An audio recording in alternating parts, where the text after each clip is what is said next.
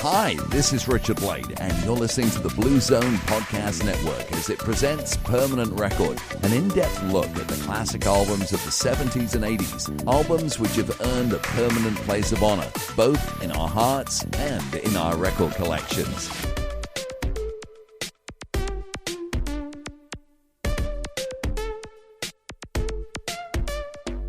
All right, welcome back, everyone, to another episode of the Permanent Record Podcast. Another one? How many of these things are there going to be? I don't know.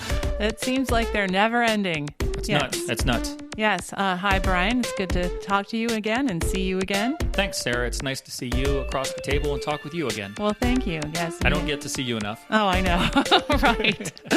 We're doing all right, and hope you guys out there in the world are doing okay, too. We're glad that you joined us again for another episode, another awesome discussion that we've got lined up for you today with our good friends Andrew and Tony, who agreed to join us once again. We certainly are lucky this year, Sarah. I would just want to tell you this before we get started. I was thinking this the other day. This is the craziest thing. So in 2020... Yeah. Well, already you said the right thing. In 2020, this is the craziest thing. The whole year is the craziest thing ever. Yeah. But the craziest thing for me personally in terms of music is if I take my top 3 songs of 2020 in no particular order, I'm just going to say them out. It would be Calm Down Lover by VHXRR. Wow. Where You Are by Venus Hum. And Nerves of Steel by Erasure. Wow. All excellent choices. Yeah, 3 awesome songs. 2 of those groups, we've talked to them. Oh my gosh. Isn't that insane? That is mind-blowing. How did we get to this point? And if I hadn't spoken to them, these would still be my top 3 songs of 2020. Right. It's crazy. We are so fortunate. I know. You're so right. Yeah, we're very, very lucky. And we're very lucky to have you guys listening. And thanks to all of you for participating in the conversation online and, in Twitter, Facebook, everywhere that you reach out. We love it. So thanks for continuing to do that. Yeah, we have a voicemail, a Thomas Dolby related voicemail that we're going to play after the show. So stick around for that. Very cool. And before we get into the heart of the program here with Tony and Andrew, Sarah, I want to preemptively correct myself on 2 things. I want to explain 2 things that I caught myself saying on the episode as I edited it. The first thing I want to say is at one point I say something like it compares Howard Jones to Thomas Dolby, and I say something because they make similar kinds of music. Okay. I don't actually believe that. I don't hear Howard Jones and think it sounds like Thomas Dolby music and vice versa. I think that they work in similar genres and similar fields. And that's what I meant to say. Okay. I don't think their music sounds the same. No, I think you can definitely tell the difference between a Thomas Dolby song and a Howard Jones song. Yes. Yeah. Very true. So I was a little embarrassed when I heard myself say that. So that's not what I meant. Okay. And then the other thing I wanted to say is at some point in this episode, I refer to Thomas Dolby's album, The Golden Age of Radio. Oops. Which is wrong, obviously, the Golden Age of Wireless. But the reason I said it is because ever since I've been a little kid, I have collected old-time radio shows. Yeah. Every time I look in the catalog that I would order audio cassettes from for these old shows, it would always say, cassettes from the Golden Age of Radio. So since I've been 12 years old, that phrase has been a part of my life. So it's actually kind of difficult for me to correct it to Golden Age of Wireless when we talk about Thomas Dolby. Because for so long I've used that other phrase. So that's why it slips in there and I didn't catch it. All right. That's a legitimate explanation. Thank you for that. But I do know the name of the album as I now own 3 copies of it. Actually 4 if you count vinyl. As I did get a hold of that 2-disc 2009 reissue this week. Fabulous. So I'm very excited. In fact, if you're interested in one of my 3 copies of The Golden Age of Wireless on CD, I'd be more than happy to mail it out to you. Usually for our giveaways, we make it available to anybody anywhere in the world. But this time around, just to make it easy on me in terms of postage and having to go to the post office, let's just limit this one to someone in the United States. That'll make it a little bit easier for yours truly. And then come Christmas, we'll go back to the way we usually do it. But just send me a message on Twitter or Facebook or our email. The first person who writes and says that they actually would want the CD, I will put it in the mail for you this week because I don't need 3 copies of it on my shelf, so I can share the wealth and get some new Thomas Dolby fans. Okay, yes, that's a good idea. Unlike Xanadu, which you're not going to part with any copies of that. But, no, I would never part with a copy of Xanadu in any format. No, but I think that's a great idea to kind of share the love of Thomas Dolby and his music. So cool, very good. Yeah, so if you want it, hit pause right now and shoot us a message because it's first come, first serve, and I only have 1 copy. Yeah. Well, I mean, I have 3 copies, but... You're only giving away 1. Yeah. All right, so here is the episode, the second half of our 2-part conversation with Anthony Miracle from Venus Hum and Andrew Dineley from Art on Your Sleeve and Classic Pop, and I hope you enjoy it. Me too.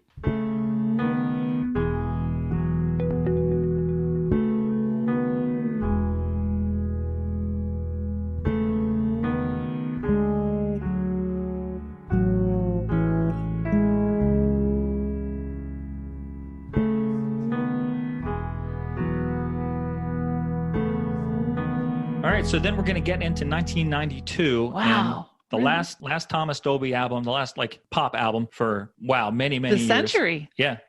So this record is called Astronauts and Heretics, and it was released in November of 92. It peaked at number 35 in the UK, and it did not chart here in the United States because, well, for various reasons, I'm sure, but he does get off of EMI Records. He had met with Richard Branson, is that the guy's name, from Virgin? Mm-hmm. He had met with him at one point and sort of made a connection with him. He was able to get signed to Virgin in the UK, but here in the US, he didn't really get a good label to support him, and he signed with a very small label named Giant, sort of an oxymoron. So they got the rights to distribute the album, but they didn't really have any muscle or money to put a push behind it, so the album doesn't really go anywhere. But here in America, Entertainment Weekly, our magazine of record for all things pop culture, they reviewed it and they said, keyboardist Thomas Dolby has finally kicked his dopey funk habit and put together his best album yet. He may have been blinded by science before, but this catchy little jewel shows Dolby has vision to spare. A-. That's a very nice review. That is a nice review. So what do you guys think about it? Was Entertainment Weekly off the mark with this one, being so outrageously positive about it? What do you guys think? I really like this record. I don't think it's his best record, but it's a really good record. And I think for the most part, the songs all seem to gel together as a whole, which is unusual because of the way he made this album. There's all these sort of New Orleans sections. We actually went to Louisiana and recorded these musicians. And then there's the sequel, Eastern Bloc, the sequel to Europa and the Pirate Twins, which is, those two things couldn't be further away from each other. But I still think it holds together fairly well, and I think it's a good record. What do you think, Andrew? Do you agree? Entirely. I really like this album a lot. This restored my faith in Thomas Dolby when it came out, because we had the single Close But No Cigar. And I remember seeing that on the chart show or whatever it was, and the video was great for it, and it sounded great, and just thinking, oh, he's back, and he's not an American anymore. But of course, Yeah. but of course he did follow it up with I Love You Goodbye, which is him soaking up US culture, but doing it right.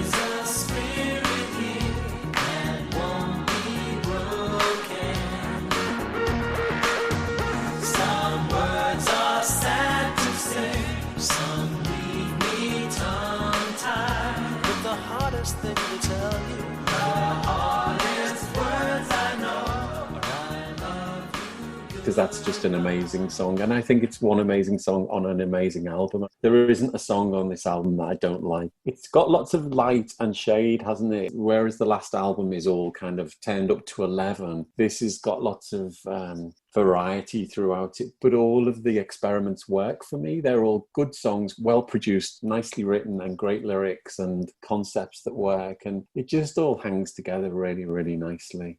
Yeah, I think it's almost too easy to say this, but I'm going to say it anyway. It's a return to form. This is what we would expect from a Thomas Dolby album after, the first couple. 88 was, I don't want to say a misstep, but it surely was a departure. And this is more what we're accustomed to, what fans are wanting to hear from him. It's not exactly all the same. Obviously, there's still a lot of different types of music on here. Like you say, I Love You Goodbye sounds nothing like Eastern Bloc. Close But No Cigar is very radio friendly, I think, but it still sounds like him coming back to his roots and, delivering a more personal story. He's just closer to the music, whatever style it may be on this album. And also it's a good example of him being able to work with quite influential, people. Isn't Eddie Van Halen on it? There's lots of people on this album, but they don't saturate or change what I think was his vision for it. Whereas the previous album, I felt he was a bit lost within the concept. With this, it's still very much his album. Even though there's all these people contributing to it, it doesn't negatively impact the songs. That it just helps, it adds to it.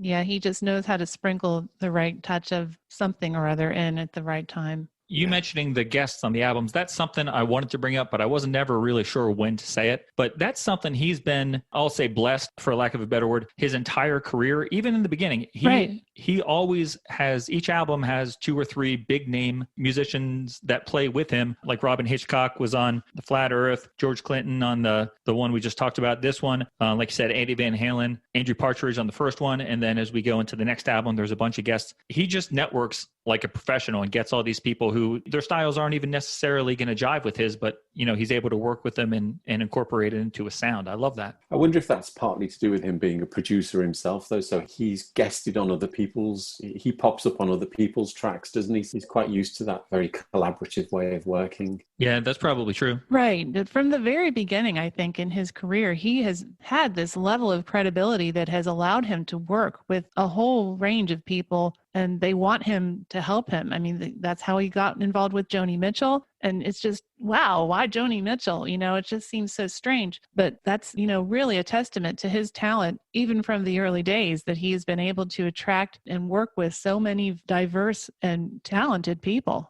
I think that they work really well as well, don't they? Someone like Ofra Hazar, Israeli singer, you wouldn't necessarily see that as a natural fit, but it works really, really well on that track, as it does with Eddie Reader. It's harmonious, the collaboration, I think. Eddie Reader is going to come back, of course, on the next album to great effect. The first artist that you mentioned there, Ofra, what is it? Ofra Haza. Yeah, that's someone who the only time I ever heard of her was in the early 90s or late 80s, Sire Records here in the U.S. released all these awesome samplers. They were like, Just Say No, Just Say Mao. They were always Just Say Something. And there was always like a cool Depeche Mode mix on their Erasure mix, so I would get them. And that's where I heard her. Yeah. But I never actually was able to follow her career. Was she big in the UK? She wasn't big in the UK, but she's a big Israeli star. She did have a big hit single here, but it was pretty much a one-hit wonder. But she was one of those people whose names that you knew, and she'd pop up on various other people's releases. And of course, she also represented Israel at the Eurovision Song Contest one year.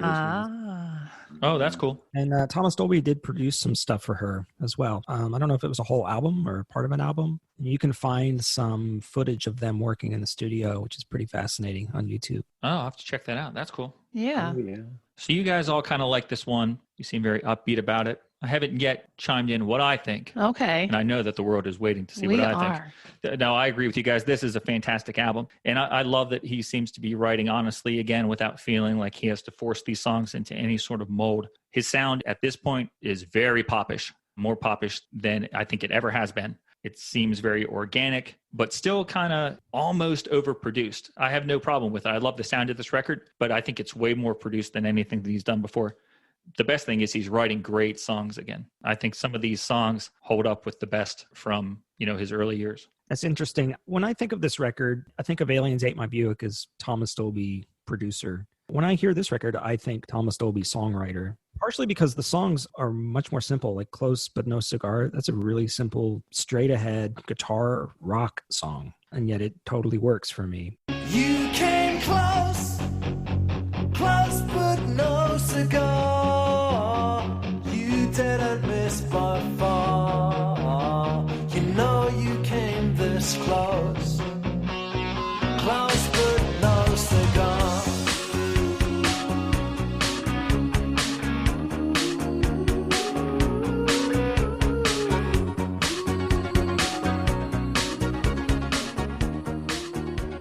Close But No Cigar, I think, works awesomely as something to draw you in, to hook you and draw you in. But I think the more you listen to this record, it starts off high in your list of favorite songs. And the more familiar you get with it, you see it drop. At least that's how it was for me. When I got the compilation at the concert, I loved this song. But now when I listen to this album the whole way through, it's not one of my favorites. Did you have that happen to you? Anybody? I think so. It's probably my least favorite song on the record. But, I'm always answering these questions with two heads. One is just purely as a fan, and the other is as a songwriter and a technician. So I'm sort of analyzing and breaking these down maybe more than I should.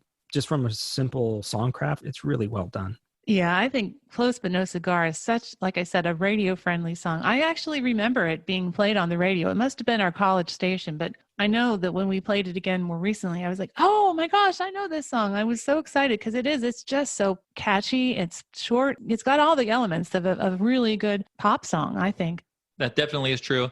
I did love it up front. I still like it. Yeah. I'm not saying I dislike the song. It's one that the melody gets stuck in your head and it's fun to sing along with. Yeah. I wonder why it wasn't first on the track listing as well, because it's sort of, the idea of how Dissidence is a little more friendlier or more like what you expect on that album. And then it kind of changes. I mean, I think I Love You Goodbye is such a departure from anything that I'm really surprised they put it first. I thought they maybe would want to ease us into it with putting something like Close But No Cigar first. I think you put your big hit right up front to grab people. I Love You Goodbye. And that is so close to being my favorite Thomas Dolby song. This song speaks to me like no other song in a long time when I first heard it. The sound is so awesome. The melody is incredible. I love the words. The video, I think, goes along perfectly. This is one of his best videos, I think. I Love You Goodbye. When we got this record coming from the concert, I would play this song 20 times a day, just around the house. I can attest to that. He played it all the time. I have a friend who's from Louisiana, and he hates the song. And I'm like, well, what's your problem? He's like, we don't have county, because he talks about the county sheriff. Uh-huh. Yeah. Yeah, and the Everglades are in Florida, not yeah.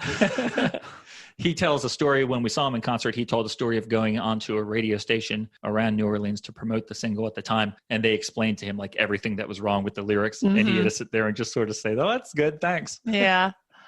The thing that is interesting to me here is that this song is all, it's pretty much sort of based on something that really happened to him. He really did sort of have these experiences. And it was with his friend, a writer who he used to live right next to in Hollywood, but then moved to New Orleans, Grant Morris. Oh, Grant Morris. Yes, who also worked with him on that last album. He went to New Orleans to visit his friend, and they got into all sorts of trouble. One of the best things that he talks about hanging out with Grant in New Orleans, he doesn't really touch on it on the song and the lyrics, I don't think, but he talked about it in concert. He went to this crazy bar. I should have wrote down the guy's name.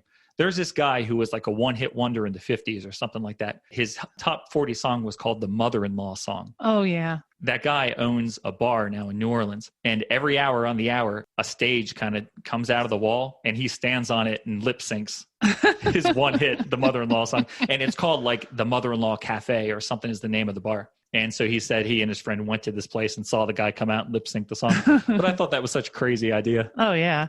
I'm willing to fight anybody who says that I Love You Goodbye is not top 5 Thomas Dolby songs. So if any of you guys are going to disagree with me, don't tell me because I don't really want to fight you. Want me to drop some mad music nerd stuff on you for that song? Absolutely. Yeah, please do. He recorded a Zydeco band for that song. Basically he was making his own sample library. I remember reading the interviews from when he made this record, and he would go down with a DAT machine, which is a 2-track digital recorder, and he'd record the band, and then he'd fly that back into the song. And so each time he was basically rebuilding the song from all these bits and pieces that he had recorded. But the end of the song Silk Pajamas, you hear one of the guys that he recorded say, all you have to do is play it wrong and they're happy. Well, all you got to do is play it wrong and they're happy, That actually, I think that was because the song I Love You Goodbye is in the key of D minor. The guys that he was recording didn't understand D minor. It's like, we don't understand minor keys. He's like, well, just play it in the key of F and all the notes will work. And because D minor is I told you this is going to get nerdy. Minor is the relative minor of the key of F. And so they played the whole song in the key of F. And at the end, he's like, that was great. He's like, all you got to do is play it wrong and they're happy. Oh, that's awesome. I love it. From I Love You Goodbye and put it at the end of Silk Pajamas.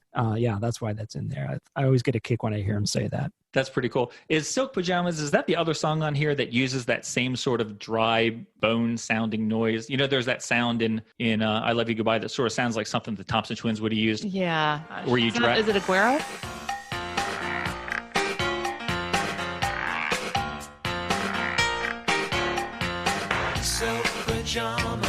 Silk pajamas, she was wearing silk pajamas, usual outfit, big pith helmet, Dr. Martens and silk pajamas. Said it was driving around the bend, just sitting and waiting for the phone to... Is that what it's called? Is Silk Pajamas the other song that uses that sound?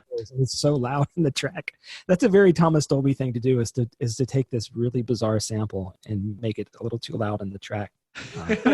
I think that shows up on one of the songs on Alienate My Buick as well. Yeah, let me see if I can remember which one. Pop Culture, maybe. I think that's the same. He must love that sound. He's got his favorites. He reuses sounds. His go-tos. The weirdest ones that you wouldn't expect. One of the things that I was really excited to talk to you guys about, since you guys are both fans for so many years as opposed to us, I really wanted to know what you guys thought. Is Eastern Bloc a worthy sequel to the original song? Because I think it is, but I've only liked him for 2 years. Mm-hmm. Interesting question. when that came out, that was a B-side. That was or an extra track on the CD for Close But No Cigar. So I'd heard that before the album came out. Hearing that got me really excited for the album because I was naturally a little bit reticent because of what had gone before. But Right. hearing that single with this as an extra track made me think, oh, there's something good coming. And I think it's a great track, and I think it's a fitting tribute to the original song. It takes enough from it to make it feel like home, but it's not a pastiche. I think it's a really nice song. I think it was a lovely thing to do, but I know it's not that popular with the fans, is it? Fans don't seem to like it. Oh, really? I didn't know that. Huh.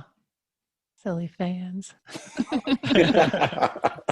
I like the idea of writing a sequel to a song, and the way he puts the little elements in the second verse, the little hooks from the original. Right. Clever. I think it stands alone too. I like it. Me too. Yeah, I think it's really good. I was trying to think of other songs that have like official sequels just as an exercise. Thought of course, because I'm a Depeche Mode zombie. Further excerpts from My Secret Garden. Oh, no, I didn't think about that. That's true, I guess. I was thinking of It Doesn't Matter Too. Oh, yeah. Because it actually, is was two. TWO. Yeah, two. Mm-hmm. But I couldn't really think of any other ones. Yeah, Folk of the 80s Part 3 isn't exactly the same because we don't really have Folk of the 80s Part 1. Right.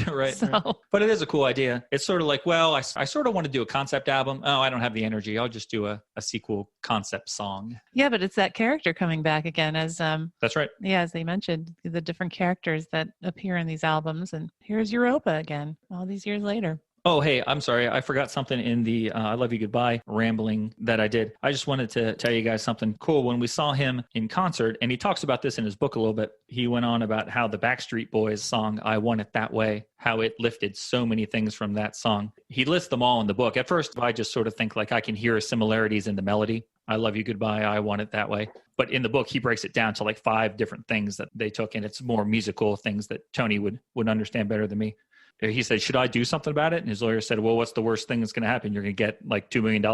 And, but at the time, because Thomas at that point in his career was in, Silicon Valley working on music technology for computers, one of the big investors in his company, Beatnik at the time, was the company that owned the rights to the Backstreet Boys. So he was like, well, do I want to mess that up? Yeah. I don't want to do that. They just invested in our company. So nothing came of that. But it reminded me of a couple years ago, probably 10 years ago, we saw Howard Jones on a solo acoustic tour where he just played things at the piano. And when he started playing Things Can Only Get Better, everyone started cheering and he's playing the chords. He starts singing the Spice Girls Wannabe. And, and it was like, oh my God, the Spice Girls Wannabe sounds like they ripped it off with Things Can Only Get Better. There's already a connection between Thomas and Hojo because they have similar sounding music. But, they also did that famous keyboard jam on the Grammy Awards with Stevie Wonder and Herbie Hancock. So they were physically on stage at the same time and writing great songs in the 80s and 90s. And then 20 years later, they're being ripped off. And crazy hair. Yep. Maybe you guys aren't familiar with the Backstreet Boys catalog, but I Want It That Way is actually one of their best songs. Yeah, I know that song. I'd never noticed the similarity rather, until I read the book, and then I did put the song on to see it, and I can see what he means, but I hadn't spotted that for myself. Had you spotted it before it was pointed out? I had not. No. I'm not smart enough. I bet you Tony did. No, I didn't. Unless he was, busy ignoring the Backstreet Boys. That was part of it. But no, I didn't. I don't know. There's only so many chords and so many. A lot of songs sound like other songs. Someone pointed out to me that off the first record, Airwaves, strange how the na-na. Yeah. Basically the Billy Joel song. No, they did. Yeah. So I can't remember. Which one is it? I know what you mean though. When you say that, I'm like, oh yeah, it is like a Billy Joel song. And it's got the piano in it too. So, phooey. I think the Thomas Dolby song came out before that. So, you could go back and say Billy Joel ripped Thomas Dolby off there too. But I don't know. I don't take a ton of stock unless someone is obviously lifting things from. Well, while we're on this topic, I'm going to go back to something I had mentioned to Brian yesterday and put it in my notes, and I didn't cover it when we talked about Aliens Ate My Buick, but there's a guitar riff in the song Pulp Culture that puts me in mind of the guitar riff in U2's Bullet the Blue Sky. That it's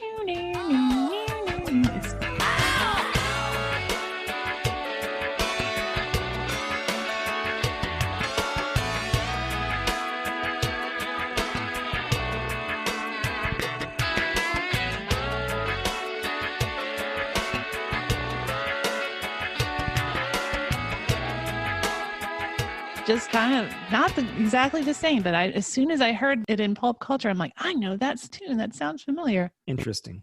As Sarah was talking about U2, I went to my book here, and here's what Thomas says. I agree with you. You know, there's only a certain number of notes, but Thomas, I feel weird calling him Thomas. TD. TMDR. There we go.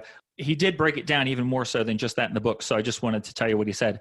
Oh, so the 5-note melody of the hook was the same. No big deal. Lots of famous motifs have 5 notes. There's a limit to the possible combinations. But actually, when I thought about it, it was more than 5 consecutive notes. The little passing notes singers add to the start and end of syllables, the inflections, were exactly the same as mine. They even repeated the hook line at the end, drawing out the penultimate syllable exactly the way I had done it in 1991. And then there was the lyrical structure of the choruses leading up to the hook. Each had 4 couplets ending in a quote, sung to the same melody. I sang, the hardest words I know are, I love you, goodbye. They sang, don't ever let me hear you say, I want it that way. Oh my gosh.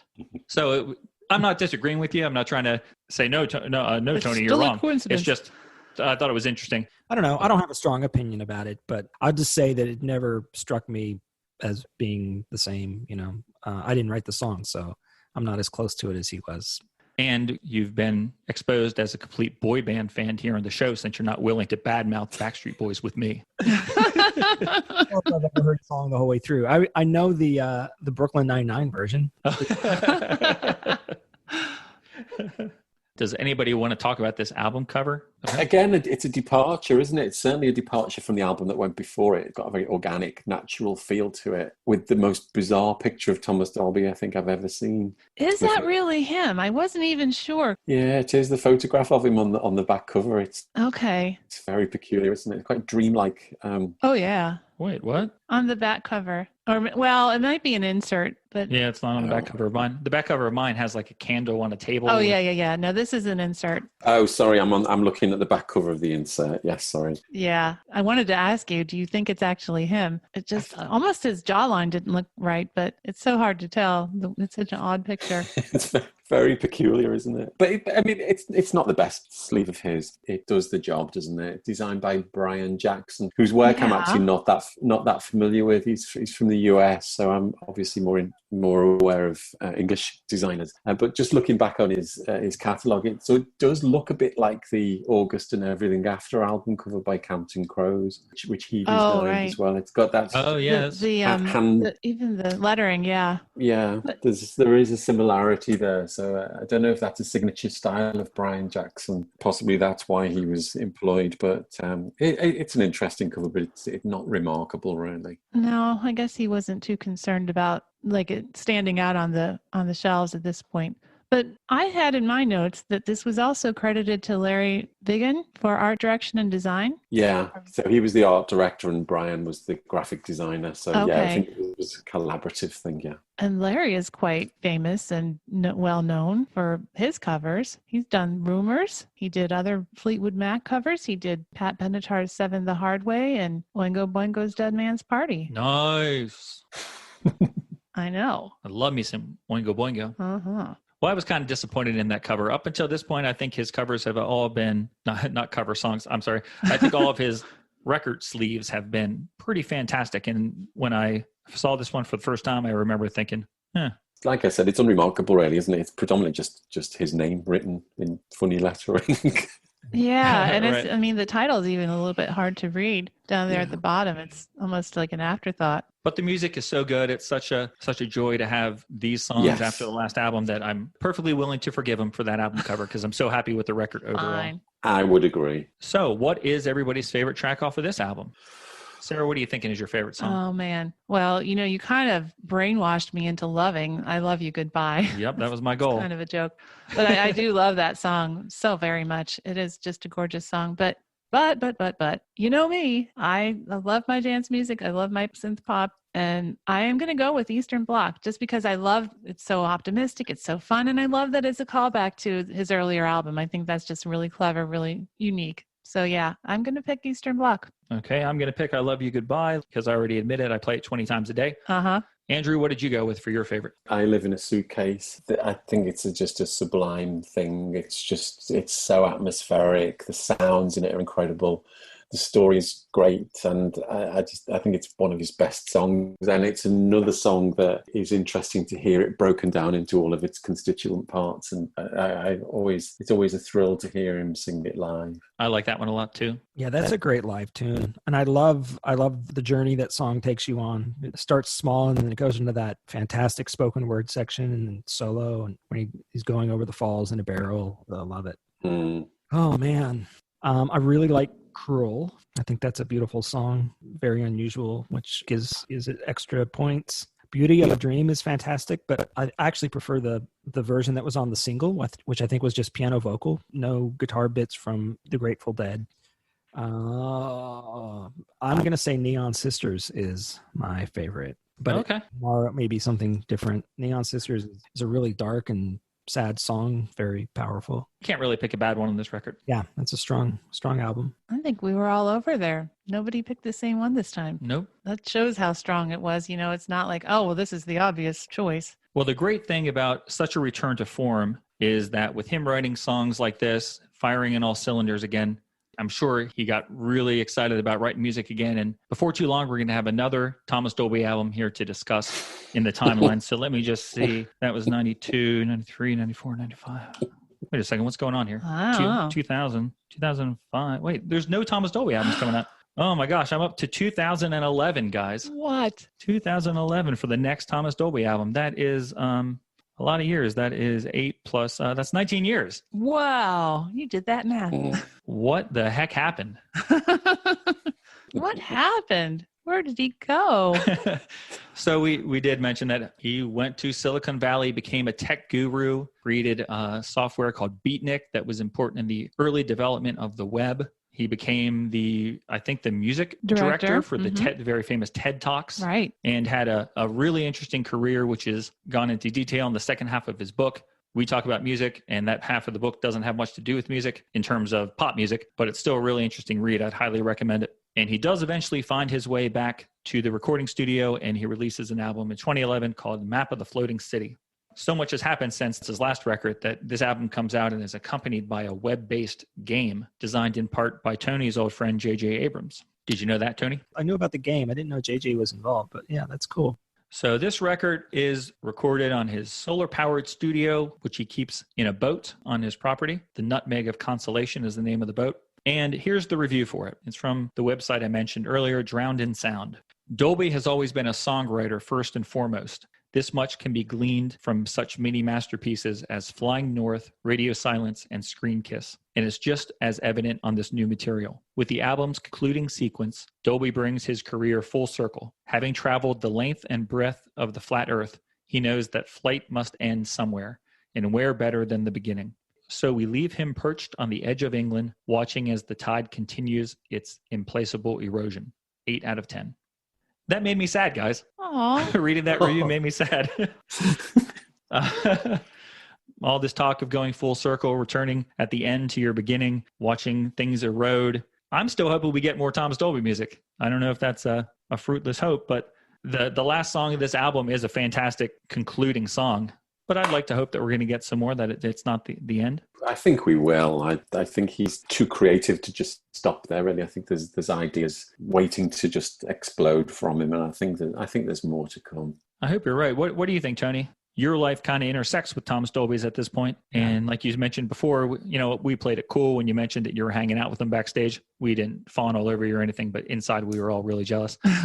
So since you have a direct connection to the man, what's your feeling on that? On whether he'll make more records? Yeah. Do you have any sense? Well, no, I mean, I certainly hope so. My fear is that he's been so disillusioned by the business of selling records that he may not, but I hope that's not true. I don't know how A Map of the Floating City did for him. I know that he released it without a traditional major label. I don't know if he found that experience better or worse. He doesn't really go into it that much in the book. He talks about being optimistic, but he doesn't really talk about what happened after the fact. So I hope so. I know he's a professor now. Hopefully that's fulfilling for him, but not so fulfilling that he won't come back and make another record for the fans. You mentioned his disillusionment with the business aspect of the music. Even though we've said that earlier here today, hearing you say it in my brain, there was just a sharp contrast to the happiness he seemed to exude when he was on stage performing the songs. When he's performing on stage now, he's performing to his fans. This is something I think about a lot. What is a better career? To have massive success and have a lot of fans that are not that invested in you, or to have a minor success and have the fans really, really love what you do? What is a better career for a person? I mean, one makes you a lot more money, but perhaps the second one makes you much more fulfilled. Yeah, quantity versus quality. I'd agree with that entirely. Whilst commercially it was probably harder for him to do because he was carrying a lot more of the weight himself with no big record label behind him, I'm sure it was a much more creatively satisfying experience, and he was able to control more aspects of it and also connect all of those other things that he's interested in around technology and the web and all of that stuff. I mean, the whole way the album came together with that online game that you could contribute to that linked into the concept with the album, and the artwork all linked up. It was beautifully executed. It was clearly the work of somebody who understood, who had a mission for this particular project. And for me, it was realized in a really successful way. The whole thing just worked really nicely. I mean, like with any album, there are songs that I like more than others. But as a campaign, this all just hung together really, really well. And I'm amazed it's as old as it is, because it still feels like a new album to me, and it's nearly 10 years old. It's true. Let me just for a second sort of act like I'm not a fan of his. I'm going to look at this purely from a financial point. I'm a bean counter for this next 60 seconds. Something he did here was really interesting, that the record is actually broken into 3 sections. Each of those sections, I think, was released prior to the album as an EP. Doing it like this provides him, maybe the album didn't chart. I didn't find any chart information for this record. So when we were saying earlier, how did the record do? I don't think it charted anywhere. But he was able to sell it 3 or 4 times, or at least components of it twice. Fans are going to buy that EP because I don't want to wait for the full album. And then when the album comes out, I'm certainly going to buy it. So I'll pay for those same songs a second time. And he's got that kind of cross community with the game community as well. Maybe Yes. that generated some additional sales. Yeah. So artistically, the process of releasing this record was amazing with that game and all the interaction with the fans. But financially, I think it was also very clever, and I hope that it worked out well for him. If he just released the album, he'd get X amount of dollars, but I think he probably multiplied that X by doing it the way he did. And he could, go back to that well and do something like that again if he wanted to. Yeah, interesting point. And even 9 years later, it is even, I think this is me, Tony can definitely correct me, easier to self-produce and self-distribute music, even more than it was, like I said, in 2011. So that obstacle has somewhat been removed, and he can, again, do this on his own terms. There must be a satisfaction with that as well, being master of your own destiny and not having to deal with marketing people, because they can just be, soul destroying and suck all of the energy and creativity out of a project. So the fact that he has been able to steer the ship as he wanted to must have been very, very satisfying. And sometimes that might balance up more against the fact that maybe you don't make as much money. I'd hope so, yeah. Were you going to say something before that, Tony? No, I think I was just going to pile on. I think Andrew said it well. In some ways, it reminds me a bit, I don't know if you're aware of an artist called Imogen Heap. So she's very interested in technology and the web and pushing things in different directions to embrace different technologies and just going against the standard way that you would either record a song or release a song or promote a song or even tour a song or album. She's always looking for an interesting way of doing it that's not been done before. For me, she's like a sort of female Thomas Dolby. She has that overview of everything that she does and controls it all, and it's impeccably done. This for me felt a bit like the way that Imogen Heap would have done it. It's almost like he'd looked at that model and thought, how can I tap into different revenue streams? That's such a great point. I think I've thought the same, especially in how she marketed her last few projects. It's funny because, when we got started, we had our first website and had our record deal. I remember manager sitting down and saying, you guys really shouldn't post on your own website. That's a bad look to us.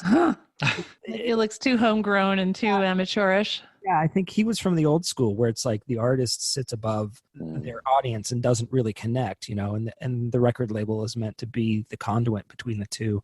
Imogene Heap and Thomas Dolby, especially during this period, really proved that breaking that relationship down and going directly to your audience is actually a much better way to handle things. Wow, that's really interesting. And maybe the two of them discussed different strategies for getting the music out there creatively, because she appears on this album. She's one of the guests along with Mark Knopfler, Regina Spektor, and then the guys that we mentioned before, Bruce, Kevin, Matthew, Edie. They're all on here. I didn't know Imogen Heap was on this album. What she is? What? You would never guess the song she plays on. She plays on Toad Lickers. She does.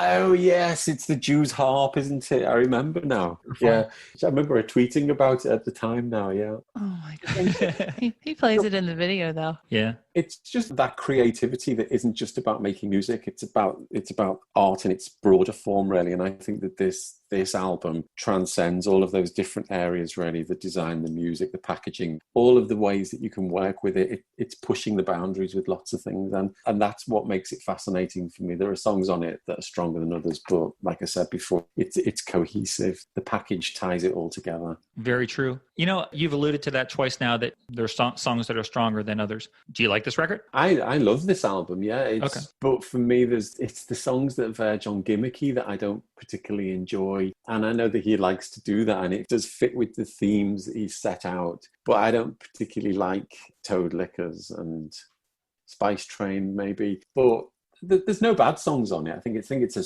really strong album, but like with any album, I have my favorite. Right. If there was a country Americana band or something that played Toad Licker, I would turn my nose up at it, I'm pretty sure. But here on this Thomas Dolby album, I love that song.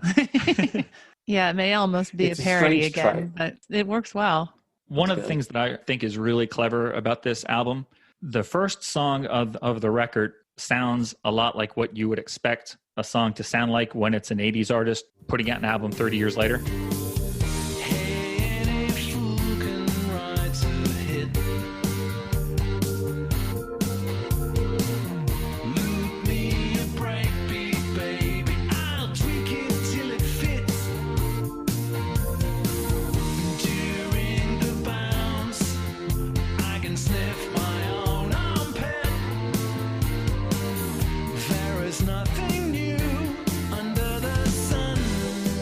It sort of made me think of when I first heard the album Elemental by The Fix. And it was just like how it didn't have the energy that I associate with The Fix. I was like, oh, they're old. When you hear this song, Nothing New Under the Sun, you're like, oh, okay, all right. It's a good song. It's a good pop sounding song, but it's guitar, bass, and it's not really clever. And then when you look in the lyric book that comes in, when you look in the sleeve, it has the typed up lyrics for that song. And at the very end, after he repeats, there's nothing new under the sun, like 5 times, in a handwritten note, it says, or is there? And then the next song you hear is Spice Train, which is wild. And you're like, oh my God, he's like tricking everybody. Taking the mic again. He is. And then from that point on, he's totally not out of ideas. Spice Train is wild. Eva Twin Brother is an amazing sounding song. One of his best songs, I think. And then there's just so many styles. And, he's always been diverse. From somebody else, this record may be too diverse. It would work against itself, but I have no trouble accepting it here from TMDR. I think it's great. The way he broke the album into 3 parts was wise, because it really is like 3 different records. At least they're organized in a smart way. And I have my favorite section of the album. You can probably guess which it is. You'd be betraying yourself if you didn't choose what I think you're going to choose. So let's talk about that, because I know we touched on it when we talked to you in March. This is the point in time where you get a chance to work with Thomas Dolby. So how did that opportunity come about? We met while he was touring. I think it was in 2006, maybe 2009, when he did his Soul Inhabitant tour. I saw him in Cleveland, and I know that he was aware of Venus Hum, and I think the connection may have been J.J. Abrams, because that's the common connection between us. And like I talked about the last time, when I first met J.J., we spent most of the time talking about Thomas Dolby and how big of fans we were of his. And of course, we've name dropped Thomas Dolby as an influence throughout our career. So he first mentioned Venus Hum in a Keyboard magazine article as being a fan of ours. I think it was us and Imogene Heap and one other artist, I can't remember, of like current records he was listening to that he really dug. And I think we hung out backstage when he was in Nashville. He toured with BT, and we were at that show, and So we were friendly. We're not close, but we knew of each other. And when this record came out, he just asked if I would be interested in doing a remix for him. And I said, well, let me think about it. No, I didn't say that. He emailed you, or what? How did he reach out to you? It was an email. I got an email one morning. It was pretty exciting. And Yeah. I'm going to go ahead and spoil my favorite song on the record. Okay. Cannonballs ricochet around the room. I hurry home to lick my wounds. I stumble home to Oceania. Was Oceania, and he didn't mention what track he wanted me to remix. In fact, he may have said, is there something you'd like to remix? I can't remember. But in my head, I was thinking, please let it be Oceania, please. And in fact, that was the one he asked that I would remix. And that's how it came about. He sent me the files, and they were fantastic. Talk about getting a peek behind the curtain. You know, he's one of my favorite artists and one of my favorite producers. So to get his raw Pro Tools files of his individual tracks was, you know, just a thrill. Was that one of them? That beep. Sorry. Let me see if I can mute that. So anyway, that's how it came about. It was just a simple request, and yeah, it was a thrill to do. He sends you those files, and you open them there on your computer, and you're seeing the different tracks that make up the song, sort of like you do when you write a song, and you're layering tracks and things like that. So when you're at that point looking at the screen, how is it different? How does your brain work differently when you're writing a song and remixing a song? Because if you wanted to, you could, and you probably did, create all new keyboard parts for your mix, right? Well, one interesting thing was there were parts on his track that were not in the final song, like a couple of other vocal ad-libs toward the end. Oh, wow. Oh, okay. Yeah, and I sort of built my remix around those two. I think they were just sort of ad-libs on the outro of the song, and he didn't include them on the album version, but I sort of started there and built my track around that. I didn't keep any of his original sounds except for the vocals, but I did keep the main keyboard riff. I played it on guitar and also doubled it with my own sounds later. And this remix was, you know, it's an unusual song because there's no groove to it necessarily. It's a very atmospheric song, so obviously it wasn't going to be a dance remix. He did ask that I would try to do something that might be able to get played on the radio.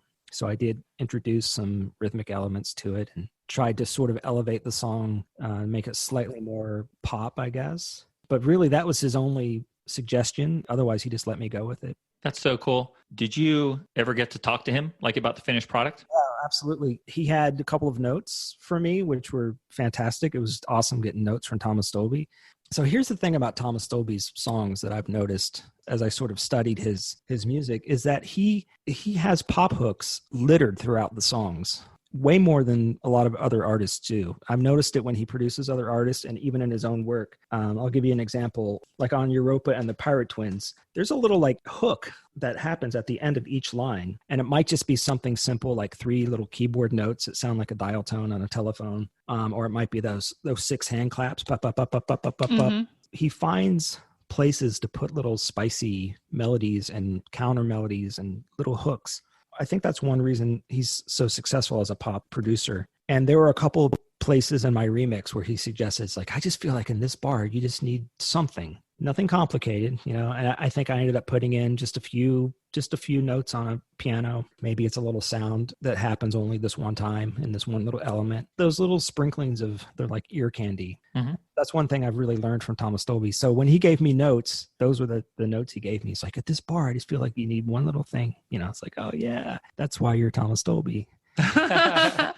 It's also nice that he left it up to you. He said, you need this here, but he didn't say like, make it go do-do-do. He just said it needs something there. And then it was entirely up to you. Absolutely. Pretty cool. Yeah, that's a really great story. And I love that you learned from him and yet he let you be you. That's really, really cool. I will say of all the folks out there, he's probably the biggest influence on me when I think of myself as a producer. You know, I'm aiming to hit the heights that Thomas Dolby's hit as a producer. That's a lofty goal, but certainly a worthy one. Absolutely. So let's get back to Map of the Floating City.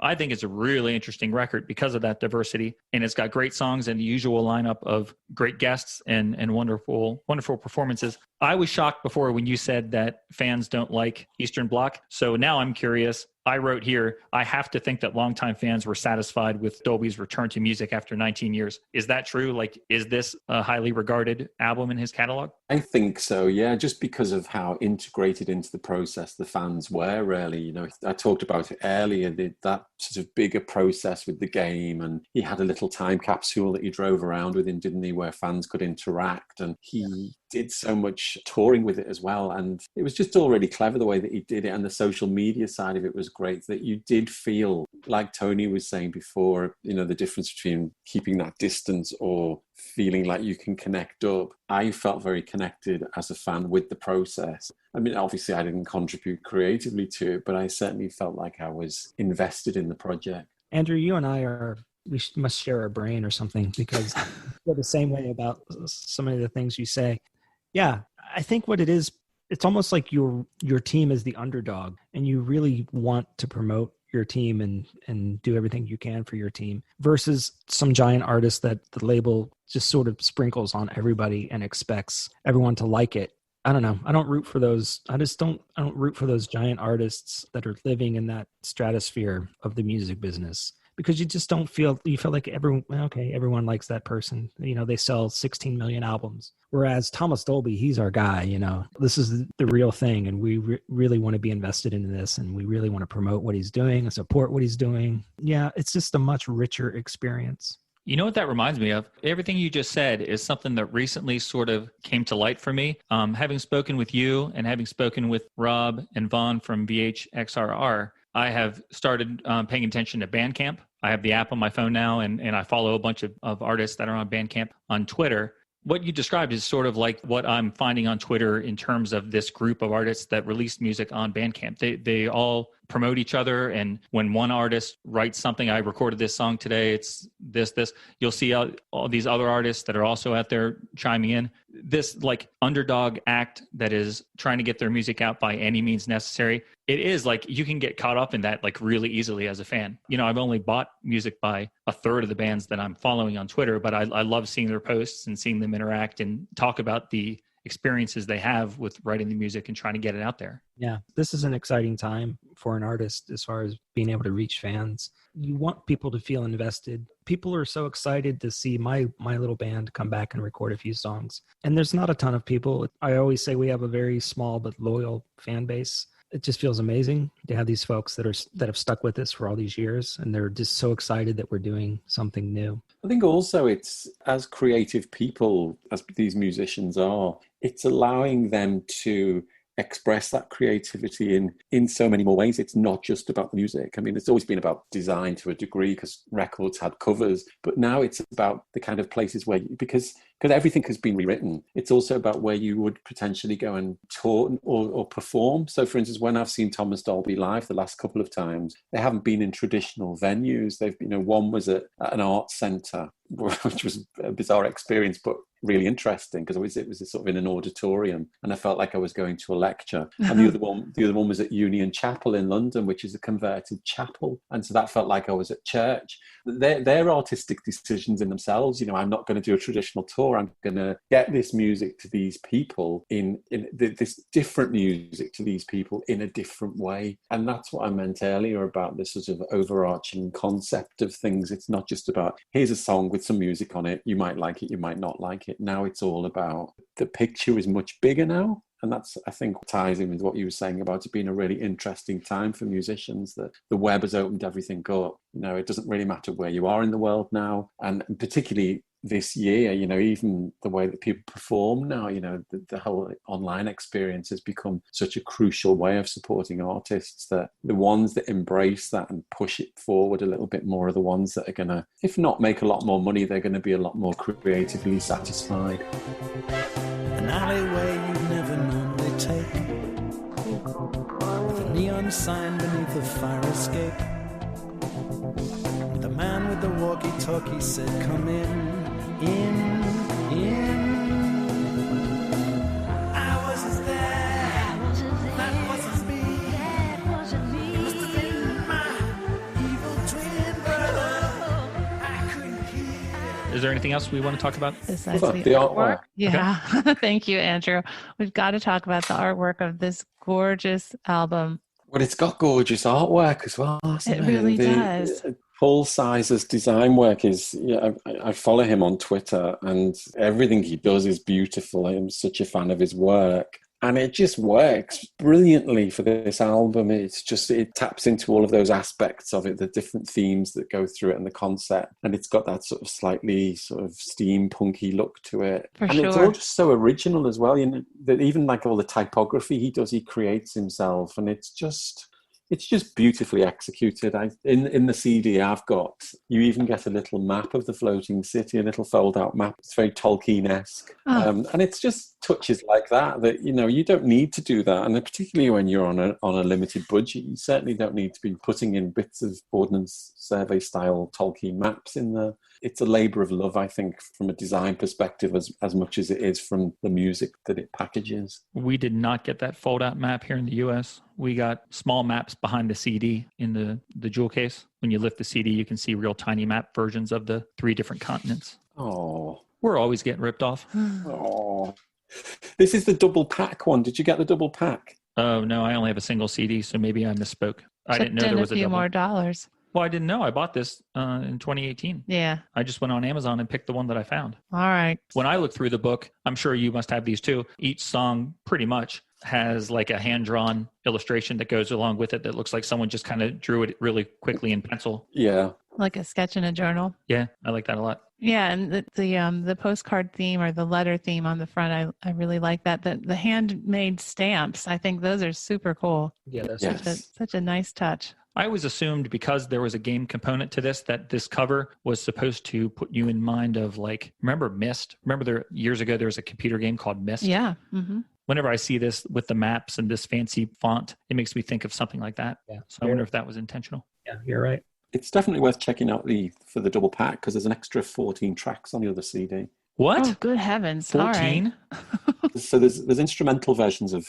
all of them, I think. And then there's bonus tracks, edits, and demo versions, and an extra track as well. So if you can find one and it's not too expensive, I'd definitely get it because it's a lovely little package. Yeah, that's cool. I was looking through the book last night, looking at those little bits of artwork because I was thinking, well, we probably talk about it. I did notice that on the song "The Road to Reno," the lyrics for that one, there's the one line in a '64 Camaro. He promised her the moon, and there's a handwritten note with an arrow drawn towards that line, and it says 2064 with an exclamation point. Because in this imaginary continent and timescape, evidently it's in the future. But that struck me. I saw that and I laughed. And right above it, in 2064, people were still listening to the Beatles and Tears for Fears. And then in another song later, they talk about the Gypsy Kings. So 140 years in the future, they're still listening to Tears for Fears. So that's a good sign. Yeah. Roland would be happy. Uh-huh. There'll be a super, super deluxe edition version of it by then, won't there? Yep. Yeah, it'll be like a microchip in your brain or something. All right, so let me throw a curveball in here since this is the last record we're going to talk about. I need you to tell me your favorite song on the record, but I also need you to tell me up above when I read that review, you know, I got sad because I started thinking about maybe this is the last Thomas Dolby album. Tell me your favorite song on this album and tell me if this is the last Thomas Dolby album. Are you satisfied with it? Did he go out on a high note? Is this a great way to end your recording career in terms of new material? And I will start. I'm going to say I think this is a fantastic record. The whole package of it is amazing, and I would be very proud to go out on this record. I think it works really well. And my choice for favorite track is Evil Twin Brother, which I just love. The duet with Miss Spector is awesome. Her voice is incredible, and I just love the way that song sounds. So that's why I picked that one. How about you, Andrew? Oh, this is a tricky one. I'm going to go for Oceaneer is probably my favorite, but I'm not going to pick that because I think someone else needs to have that as their favorite.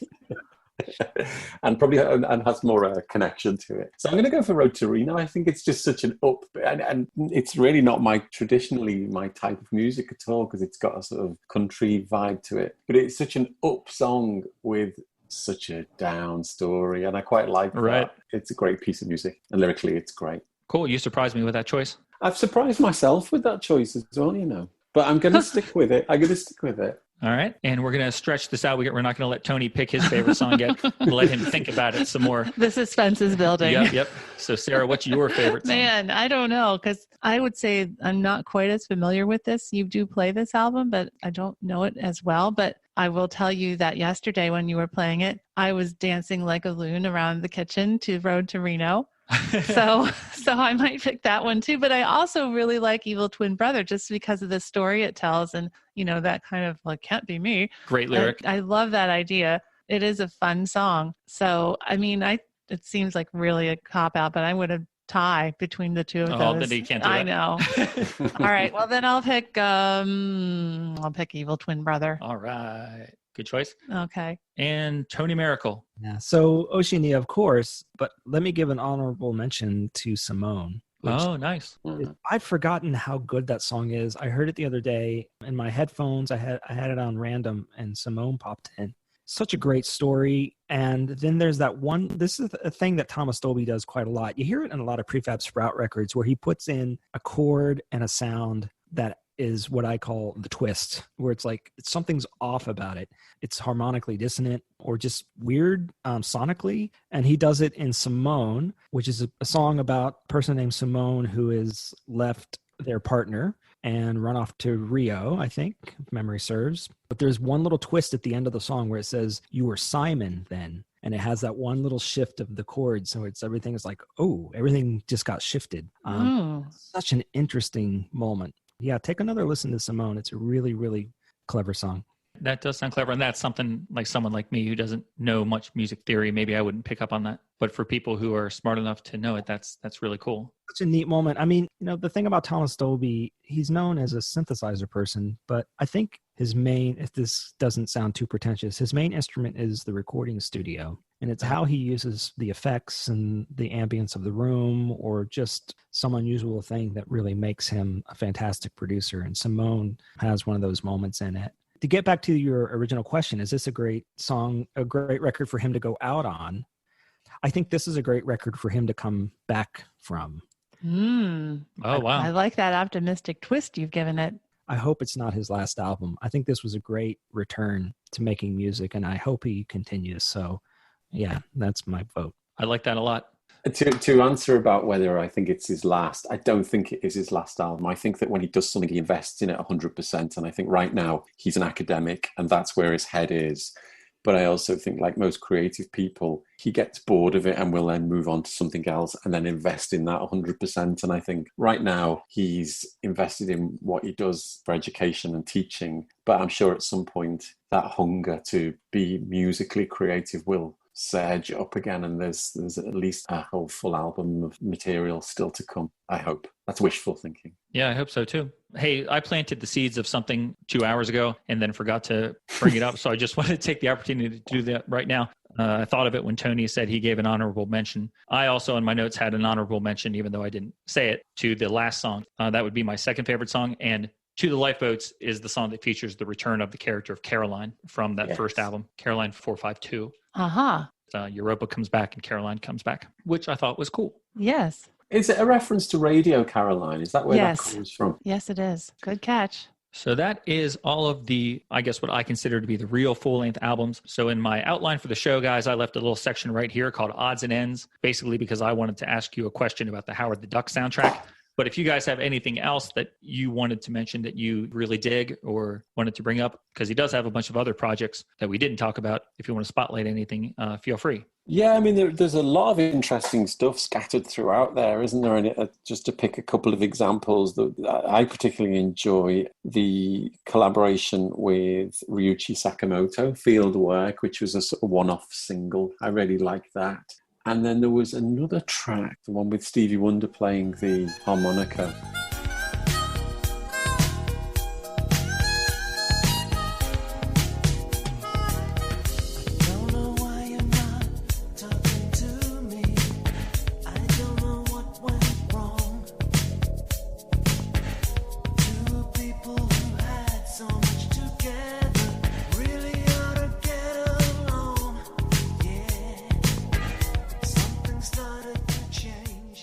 When You Turn Away is a gorgeous song. Yeah, definitely worth, for more casual listeners, definitely dig a little bit deeper and find that track, because it would easily fit on the last couple of albums. I think Don't Turn Away may have been included in the Flat Earth reissue. It is, yeah.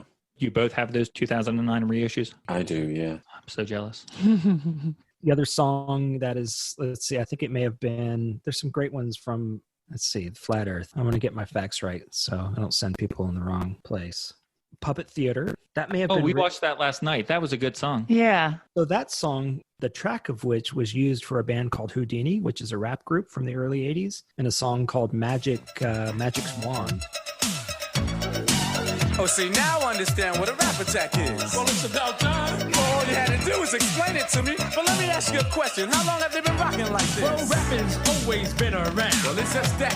It's big time now. Every neighborhood had its own crew. That meant you against me. And me against you. They would jam every weekend at the neighborhood center. In charge of small price for the crowds to enter. The parties would be packed inside and out. To see who was best at rocking the house. Oh, he mentioned that in the book. I remember that band. Yeah, they were like a breakthrough, or that was like a breakthrough song, I think. Other tracks, The Devil is an Englishman. Yeah. That I was have that here in my notes too. I love that one. from the Gothic soundtrack. As I defile them one by one, devouring half of London town, the devil is an Englishman. The devil is an Englishman. A nest of tiny scorpions. A breeding in my cranium. Poet laureate of hell. The devil is an Englishman. Screaming Lord Byron. Yep. I love that. That's my favorite part of the whole thing. Can I throw another one at Valley of the Mind's Eye from the Gate to the Mind's Eye? That's a lovely track as well. If a song was a road, I would ride through the night to you.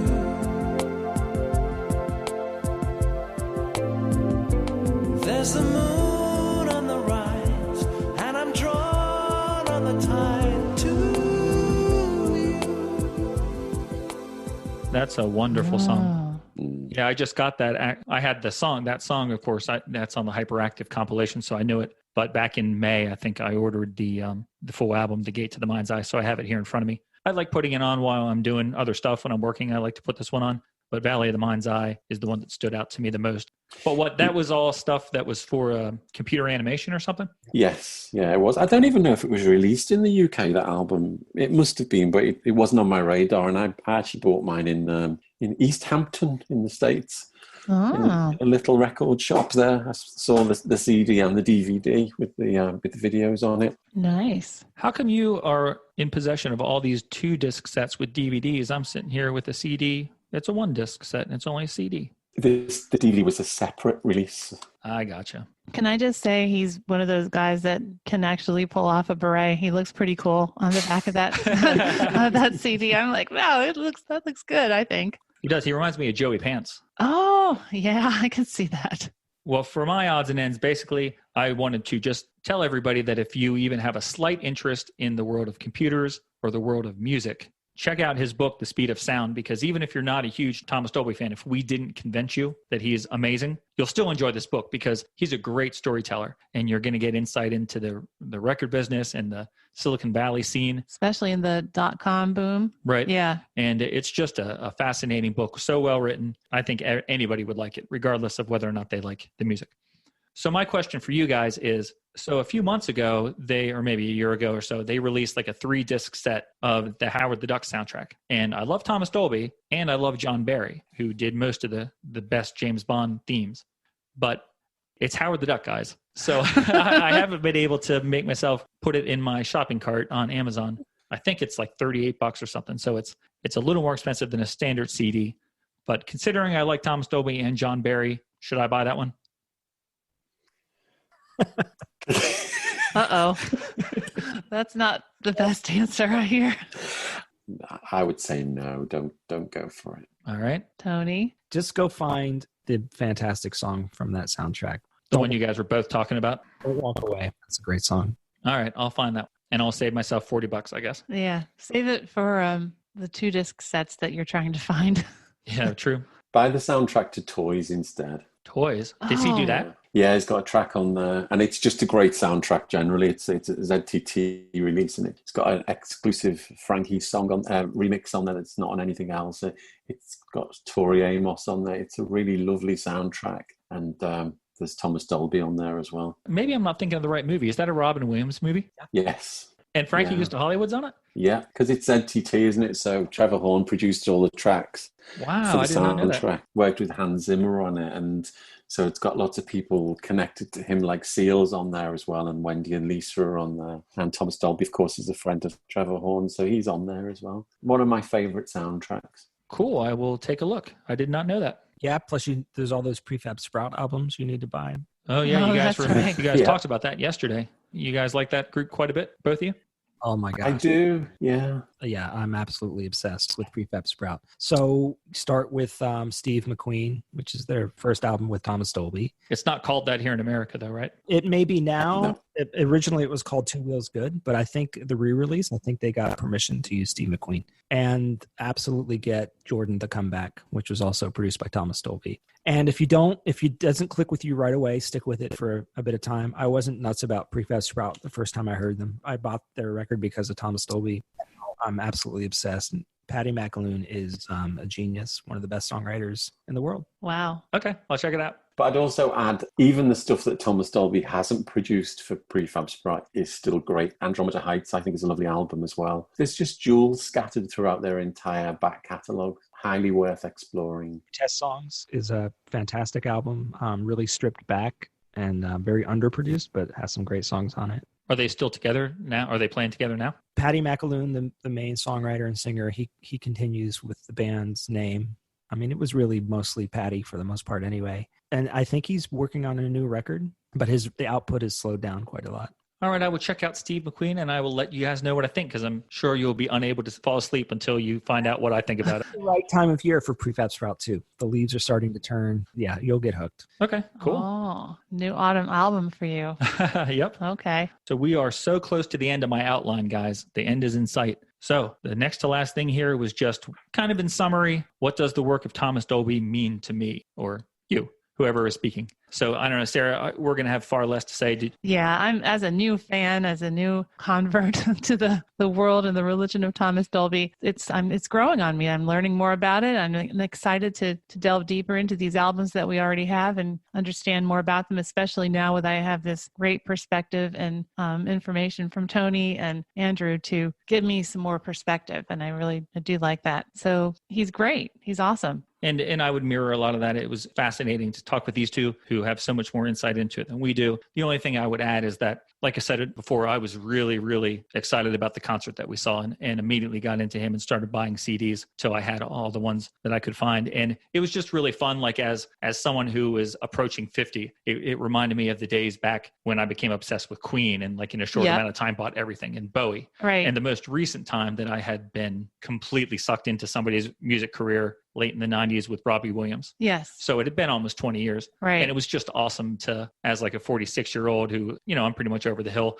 it was like excited to have a spark in me of interest in some sort of music that was new to me. It may not have been new music, but it was new to me. To have that feeling again, to wake up that excitable youth with the collector mentality, it was really fun to feel that. So that's part of the reason I think why I feel the attachment that I do to Thomas. It's only 2 years old, the attachment, but I still really, really appreciate what he does.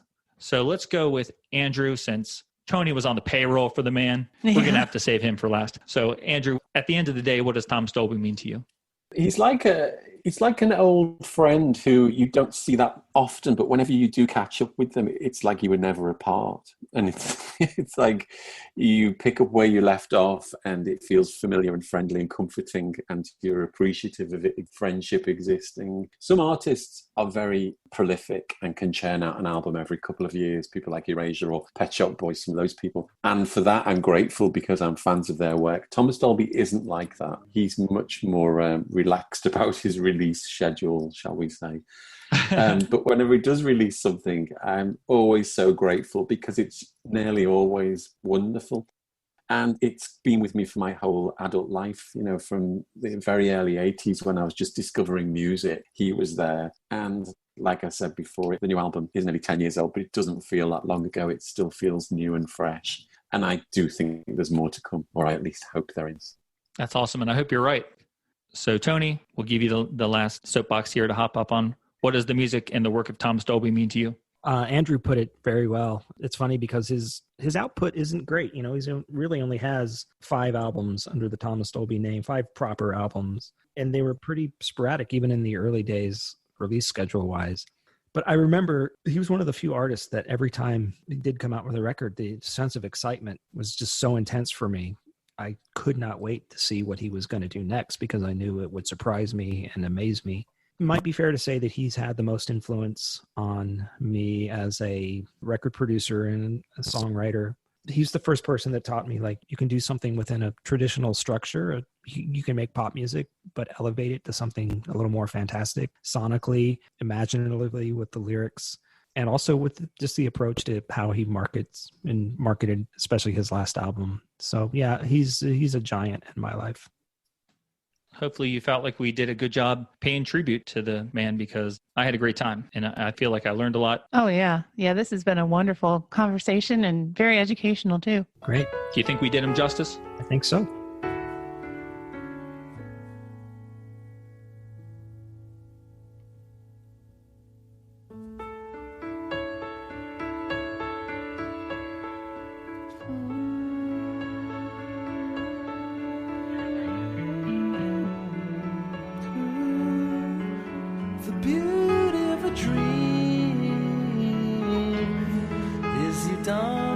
All right, so much like last time, Tony was nice enough to give us his time here to talk about Thomas Dolby today.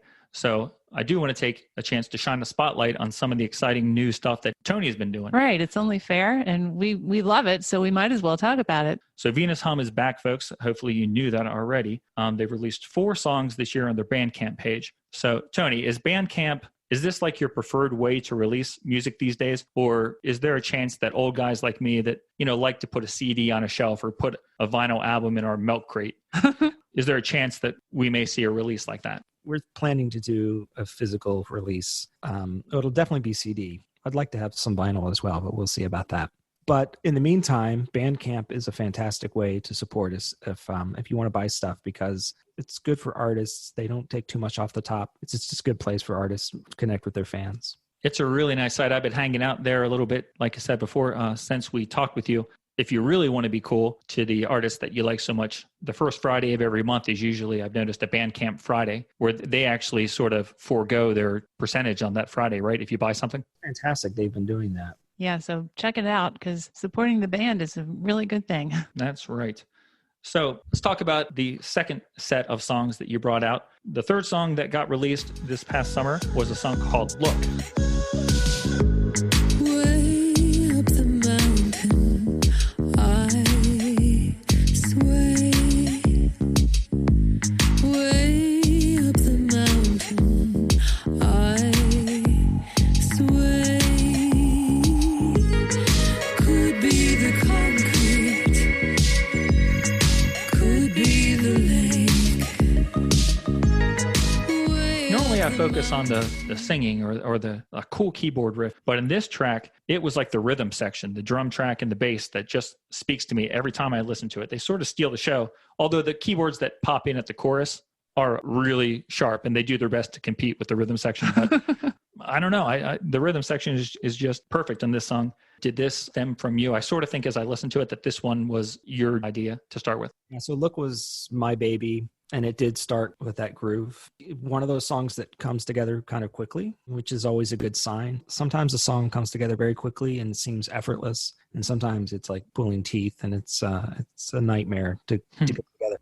But this was one that came very quickly. As soon as I sent this track to Annette, she came up with something very quickly and sent it back, and it was exactly what I was hoping it would be. Oh, that's awesome. What a good feeling that must have been. Speaking of Annette, did you sample her voice and use it sort of like as a keyboard part in the beginning of the song? Because there's a bunch of really interesting sounds in like the first 25 seconds, Yeah. and then kind of throughout the song at different times that sound almost like her vocals. Yep, and it's played on a keyboard, and I've got it split off into several different notes. So that used to be a really hard thing to do back in the day when we had hardware samplers. But nowadays, it's pretty easy to slice something up into bits in a computer and spread it out on your keyboard. It's a fun way to work. That's pretty cool. It sounds really good, especially like I said, the first 25 seconds. If you like electronic music and you're interested in like the synth stuff, you'll love the first 30 seconds of the song, especially. It sounds awesome. Really just pull you in, right? Yeah. And then the last new track, this was just a few weeks ago. This is a song called Dust.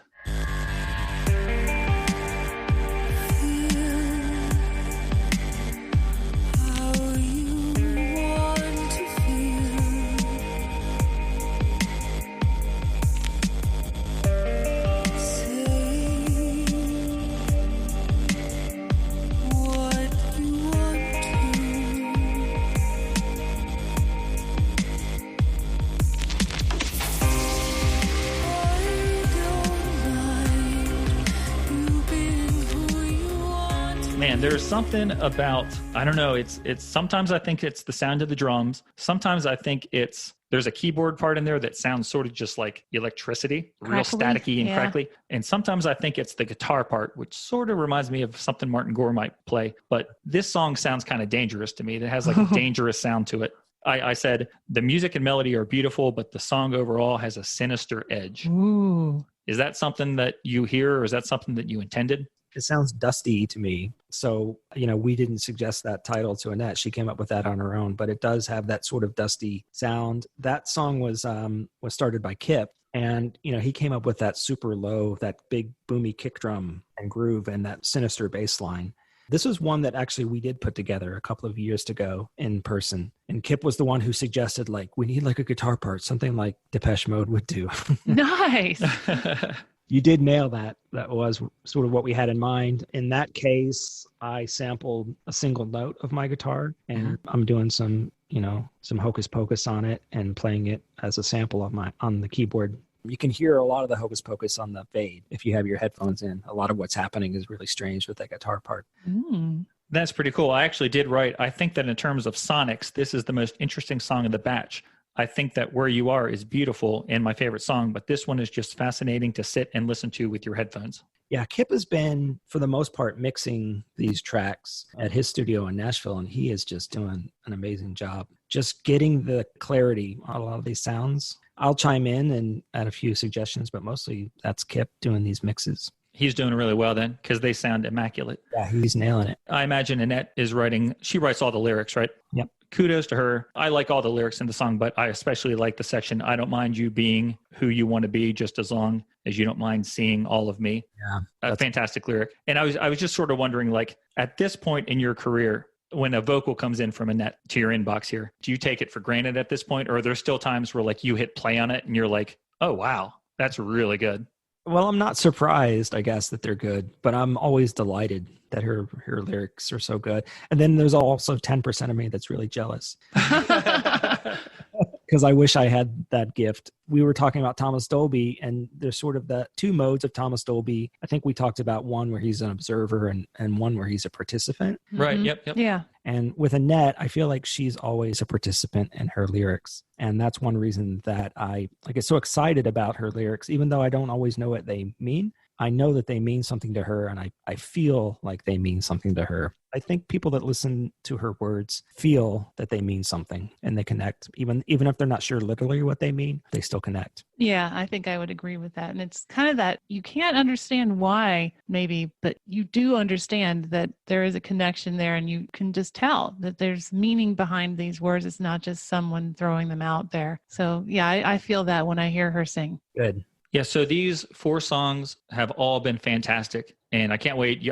I think when we spoke last week, you said you actually are working on something new at this point, right? Do you think there's going to be more Bandcamp releases before the end of the year? I think so. I think we'll probably continue to release singles. We really are concentrating on writing an album's worth of music, though, so the output may slow down. But we are eager to finish a full-length album. I can't promise when it'll be out, but I can tell you that we are hard at work. That's awesome news. And you really helped us have a wonderful summer by producing all these great new tracks for us. Such a wonderful surprise to see that announcement come in. Oh, what? New Venus Hum music. It's always great that they're on Fridays because Yeah. all summer long I had a doctor's appointment every Friday, which was a drag. So I knew it was awesome those 4 weeks. I have brand new music I can listen to on my drive. So it was awesome. It was a treat. Thank you. That's really nice of you to say.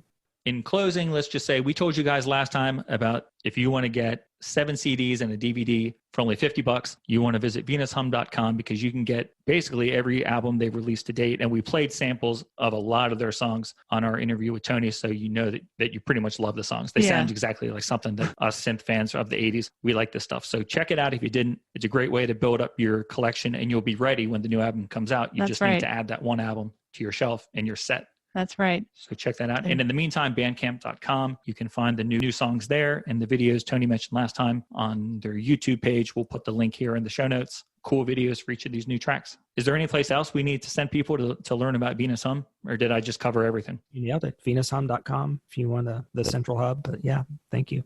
So guys, I want to thank both of you so much for taking the time to sit down with us. We went for almost 4 hours, so I know that it was, most people don't think it's hard work, but it's hard work to talk for 4 hours. But it was a treat because we've been listening to Thomas Dolby without much insight into him, and it was great for you guys who have a history with him and in Tony's case have worked with him. It was great to hear what you had to say, and I'm anxious to go listen to the records now and with this new information and reabsorb it and see what changes for me. You took the words out of my mouth. I completely agree. Wow, that's very generous. Thank you. It's always a pleasure to be on. Thank you for asking me. I hope people get something from it. And it's been great to finally get to speak to Mr. Miracle as well. Likewise, Mr. Dineley. It was great meeting you over the internet. Yeah, everyone go check out Thomas Dolby. He's the man. He's one of the good ones. So give him your love. Definitely do that. And give some love to the Art on Your Sleeve podcast, which Andrew produces. Is there anything new coming out in the near future, do you think? There is something new coming out. There's a article for Classic Pop magazine, which I can't talk about, unfortunately, but it's very exciting and it'll be out just before Christmas. And there's a podcast that's going to go with that, which involves me going to meet someone as well, which is very exciting for me, going to London to meet them. And there's 2 podcasts in the pipeline, but there's also a Facebook group now. There's the Art on Your Sleeve Facebook group. So if people have a look at that, join in, because I was aware that there wasn't really a good forum for people to give feedback, and it works really well with yours, doesn't it? The Permanent Record Facebook group is really active, so I thought, I'm going to rip you off. I'm going to do one for you.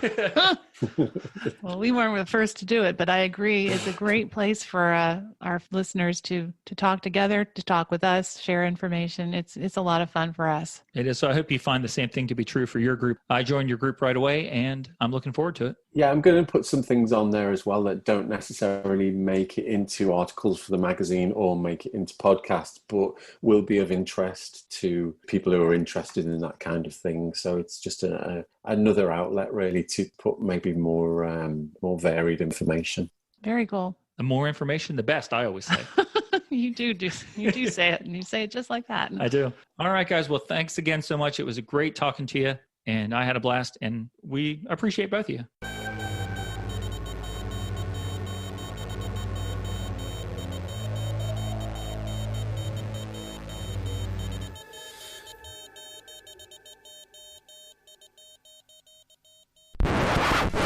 Wow, what a great discussion we just had. I'm so happy that those guys were on and they gave us so much of their time. I still am mind blown by that. Yeah, that was so much fun. Hopefully it was a great discussion. Hopefully you enjoyed it. I know that we did. Yeah, I hope that comes through too. Yeah, and I'm always anxious to call things that we do great. Yeah, we're very proud of ourselves. So, but we'll have to see what the court of public opinion thinks about it. Yes. So speaking of the court of public opinion, okay, we do have a voicemail this week. Someone was kind enough to give us a call. We gave the details on this last week, and we'll do it again before we get out of here. But right now, I'm just going to share with you the voicemail that we received late Saturday night. I was down at the pub. This came in. This is from listener Eric. So let's see what Eric has to say. Hey, Brian. Hey, Sarah. I'm about your age. Yes, I listen to Donna and Mike, by the way, Brian. I love them too. Anyway, I just wanted to respond to your last podcast. I love a lot of the stuff you said. Thank God. I'm glad you did an episode on Thomas Dolby. I'm an African-American man, and I love that first side of the Thomas Dolby album. I love Hot Sauce. I love Airheads. I love pulp culture. The second side I just couldn't get into, except for Ability to Swing. That's a good song. You know, the thing I like about Thomas Dolby, he did a lot of stuff for the rap community. As far as like Houdini, he's the one that created the music for that. And I think that's important to remember. I just want to let you know I love your podcast. I think you guys are great. I enjoy your discussions about albums. I love the Pet Shop Boys. I love the Depeche Mode. I'm just glad there's a podcast like you out there. Take care. Thank you. All right. Well, firstly, thanks for taking the time to reach out and make that call, Eric. Yes. It's great to hear from another Donna Mike fan. Right. Maybe sometime, we could, spend some time talking about strip trivia and Can You Get to 10 and Ken Stevens and maybe even some Dennis Murphy. Oh, wow. Wow. That would be quite the conversation. That would be amazing. Love me some Donna Mike. Also, hope that you enjoyed this episode because a lot of the points that you made on your call about Thomas Dolby's work in the rap community. Yeah.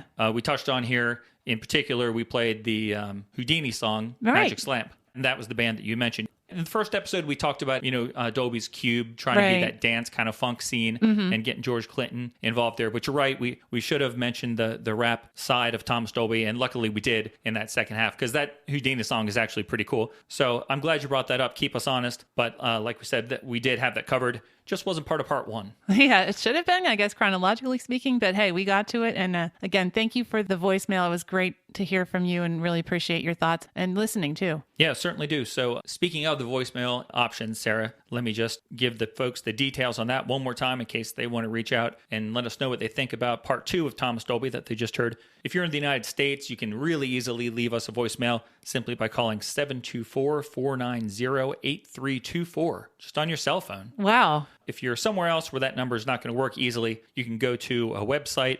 www.speakpipe.com/permrecordpod. And you can send a voicemail to us right over the internet. It's magic. I don't know how it works.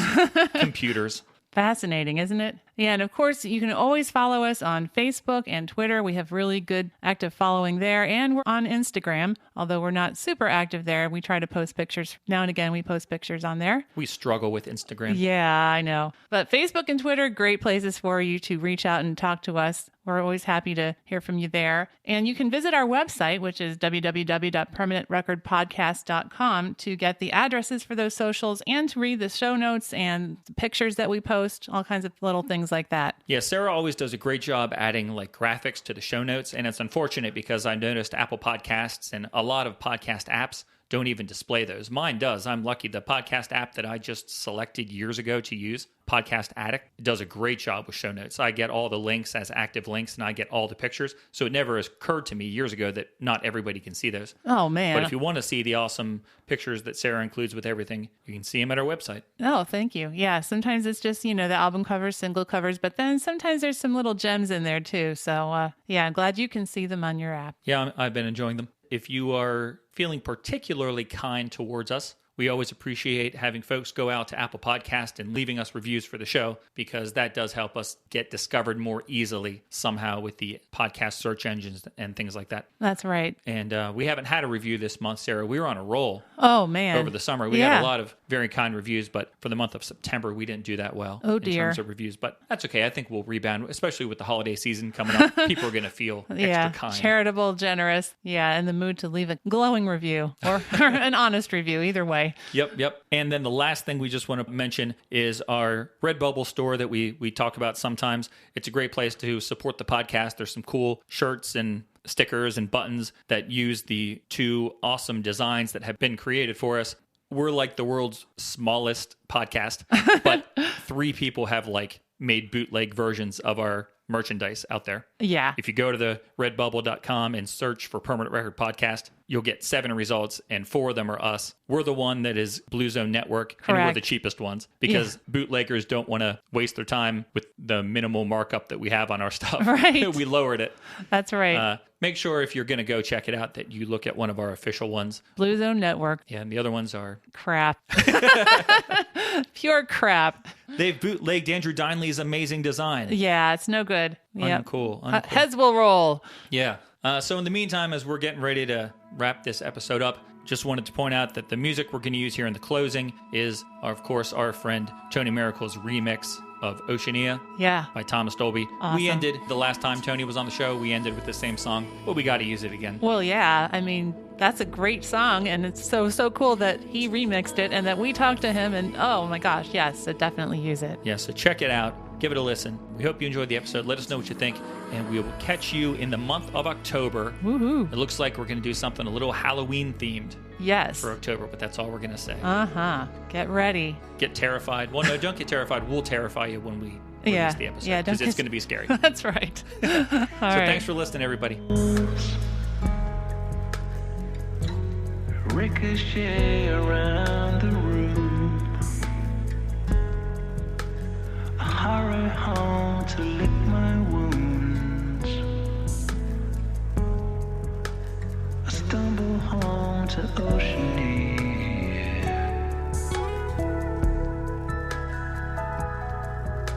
A nightingale sang about my mother's tomb. Twilight in the afternoon, I stumble home to Oceania.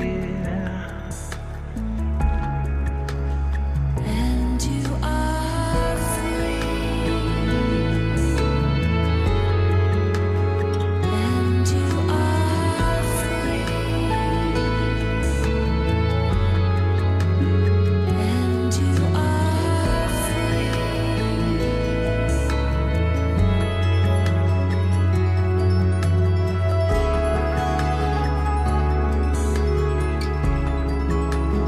Not far from here, in some other eco-zone, the crocuses are still in bloom. I stumble home to Oceania. And I'm free. I'm soaring on a thermal wind. I'm learning how to shed my skin. I made it home to Oceania.